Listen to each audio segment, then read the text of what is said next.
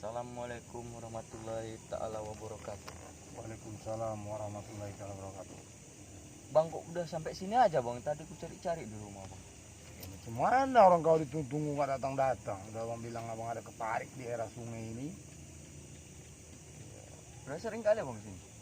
Ya sering juga melihat makhluk-makhluk yang astral ini banyak. Jadi apalah enaknya di sini bang? Tempat-tempat kayak gini. Oh, banyak yang gaib-gaib di sini. Iya, kalau yang makhluk gaibnya, ya alhamdulillah Allah yang menunjukkan tuh lumayan. Tadi kata silumannya itu banyak. Iya. Hutannya aja pun merinding ini kalau secara zohirnya ini. Tapi udah termasuk berani juga lah bang. Ya, apa pula yang kita takutkan? Hidup di dunia kan hanya satu, buat dosa kita kepada Allah Subhanahu wa Ta'ala. Apalah takut sama ciptaan Allah, yang penting jangan kita buat salah.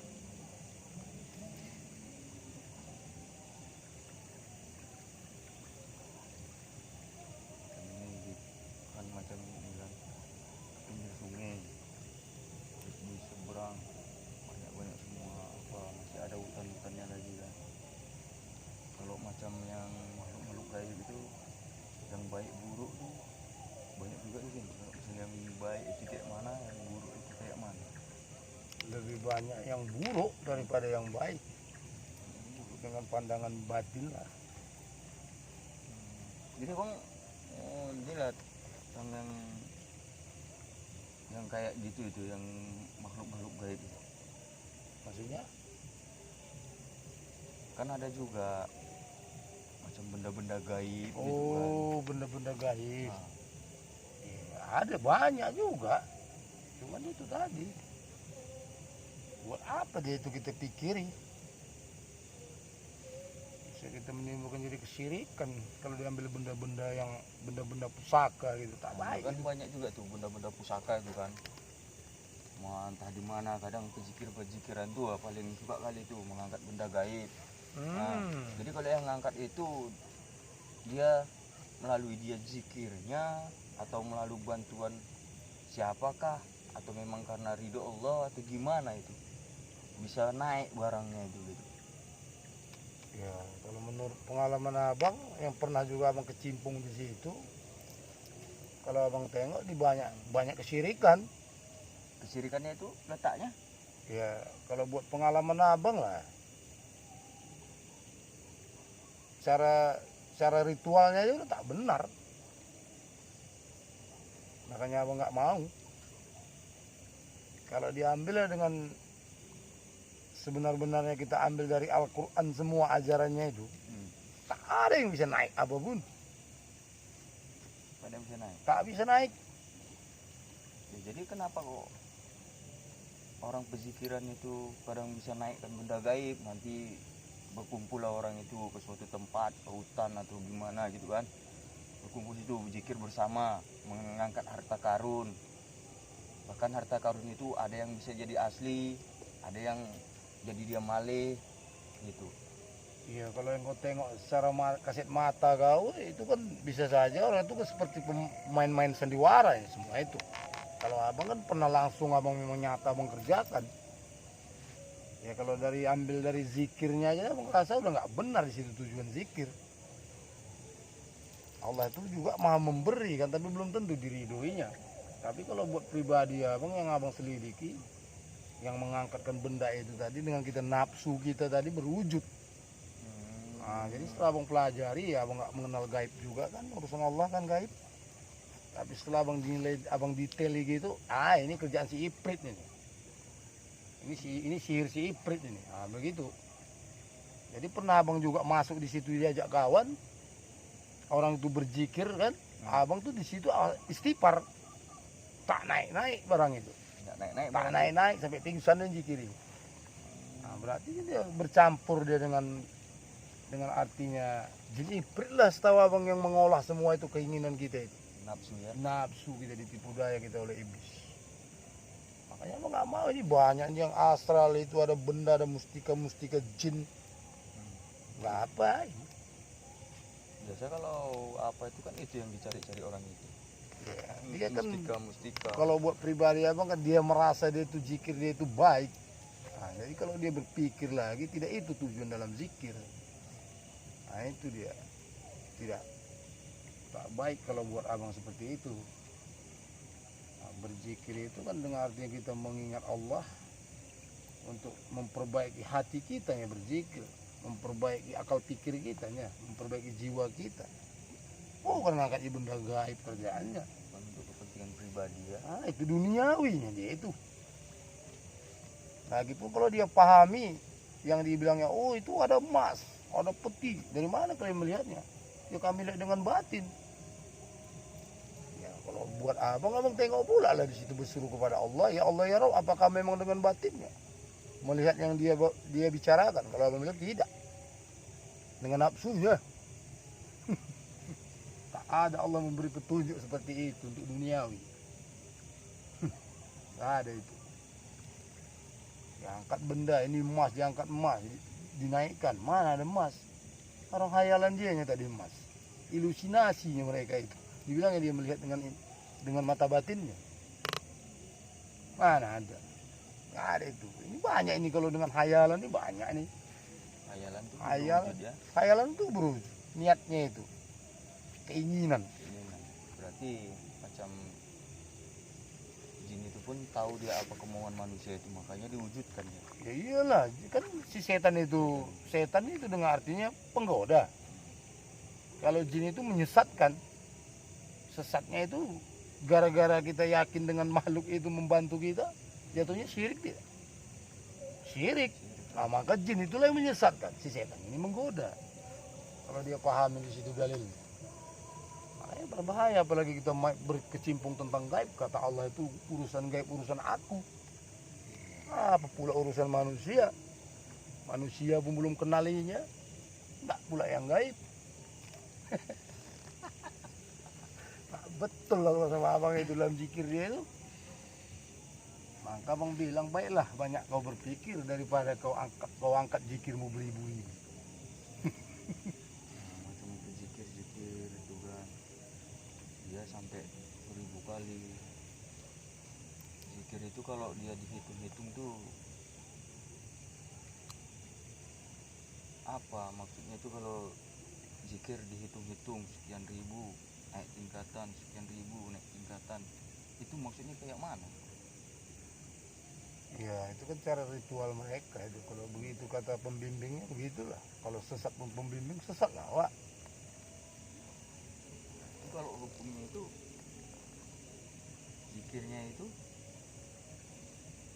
benar apa enggak? Kalau zikirnya itu sih benar. Cuma namanya hitung-hitungan kita kan tidak diajarkan kita mengingat Allah itu pakai hitungan. Kalau bisa dalam 1 detik kalau lebih kita mengingat Allah. Kenapa boleh dihitung-hitung? Semampumu lah, seikhlasmu. Jadi Allah pun hitung-hitungan juga sama Jadi kita. Allah pun bisa berhitung-hitung juga kepada Allah memandang Allah. Buat apa boleh dihitung-hitung? Tak ada ikhlasnya itu. Allah itu bukan memandang pekerjaan kita ini dengan hitung-hitungan. Kemampuan kita yang dinilai Allah. Tidak kita memaksa. Kalau sepala kau suruh abang zikir 1000. Apa pula abang pula kau suruh abang zikir 1000? Emangnya apa kau siapa? Kau kan manusia. Tapi kalau kolbi abang mengatakan, jangankan cuma 1000. 1000 tahun pun abang mau sujud kepada Allah. Kalau sudah kolbi abang mengatakan seperti ini. Kalau manusia ya nggak yakin abang semuanya lah. Udah gara-gara dia abang hitung-hitungan zikir. Zikir kau naik 1000. Kalau nggak 1000 kenapa? Murtad kau bilang kan enggak. Tak ada itu, jangan kita seperti itu. Semampu kita, jangan memaksa kehendak Allah. Allah juga Maha tahu kemampuan seseorang. Itu dia. Karena manusia itu rahasia Allah. Tapi kalau kayak abang, umpamalah kau ini jadi pembimbing abang.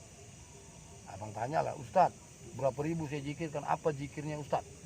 Nah, umpamalah kau Ustadznya, apalah yang kau buat abang? Zikir apa saya Ustadz? Seumpamalah jawabanmu. Aku kan kan bukan ustad. Enggak, umpamanya abang bertanya kepadamu, kau seorang ustad, seorang pembimbing lah, apa yang saya zikirkan ustad? Itu terserahmu lah. Nah, gitu. kalau terserahmu seperti itu berarti kan diri kita kan kepada Allah. Iyalah. Jadi kalau dibuat tadi ribu-ribuan buat abang, mana abang mau kalau orang yang menyuruh abang?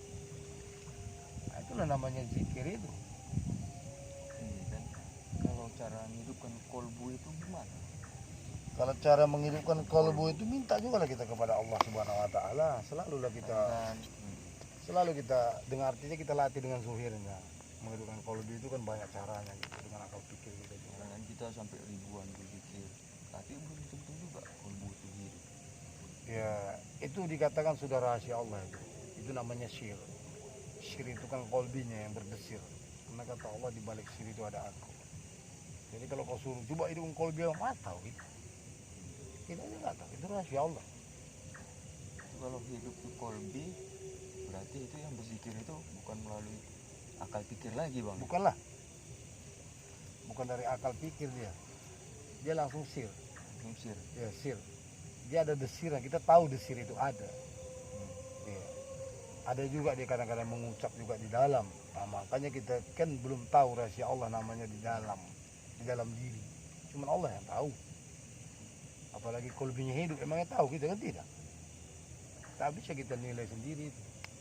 Walaupun di diri kita hidup, tak boleh kita ceritakan sama orang. Itu kan rahasia Allah.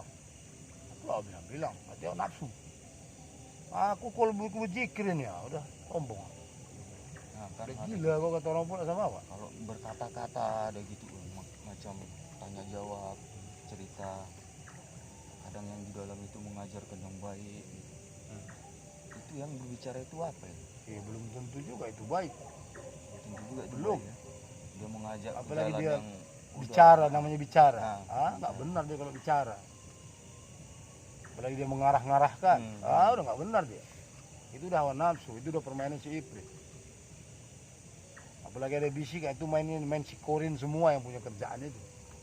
Nah itulah yang mau kita selamatkan. Sebelum kamu mati, matikan lebih dulu perbuatan-perbuatan iblismu.